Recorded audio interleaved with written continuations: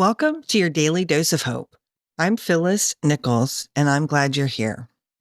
Almost everything will work again if you unplug it for a few minutes, including you. That's a quote by Lamott that got me thinking about this whole idea of rebooting hope.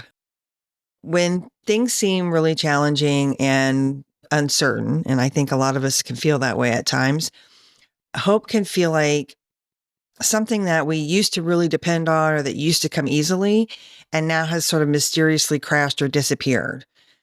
But hope isn't just optimism or wishful thinking, right? It's the power or the fuel that powers like meaningful change and resilience in our lives.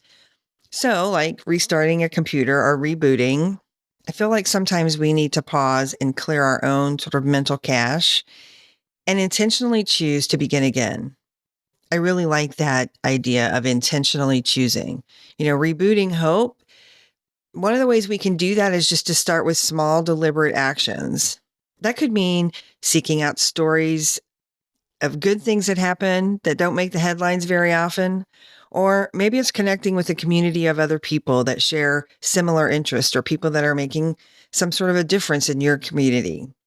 Sometimes it just means maybe having space to allow yourself to think about what could be possible beyond the current circumstances that you're living in personally, or maybe that, we're living in as a society. Writing and recording this podcast is a reboot for me. It's how I reboot. Because no matter how things are going, when I sit down to write and record these episodes, I always end up feeling better and more hopeful. And I hope that they do that when you listen as well. I've talked before about hope isn't denying reality or denying what is. It's about seeing reality in its fullness, like completely. And when we look at things completely, we have to include the capacity for change or the possibility that things can be different. Those things live along with, right, difficulties and things that are going on that might not be the way we would like for them to happen. When we reboot hope, we're not escaping or denying the world's problems or our own personal problems, but we're giving ourselves the ability to face them with some creativity, with some determination. And it also gives us a sense that like what we do matters. It really does make a difference.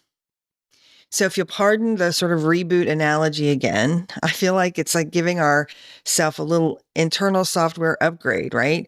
We get to grow our resilience muscles and our hope muscles when we intentionally choose to reframe our outlook. And we can do that really at any time in any situation. In times that are difficult, or maybe just when your day's not going very well, rebooting might be the most practical thing we could do, not just for ourselves, but for all of us, right? Just in general, when we're looking to make change or we're looking for a new way to approach things. So here's to rebooting when you need it, and a great day ahead. And I hope you also have an even better tomorrow.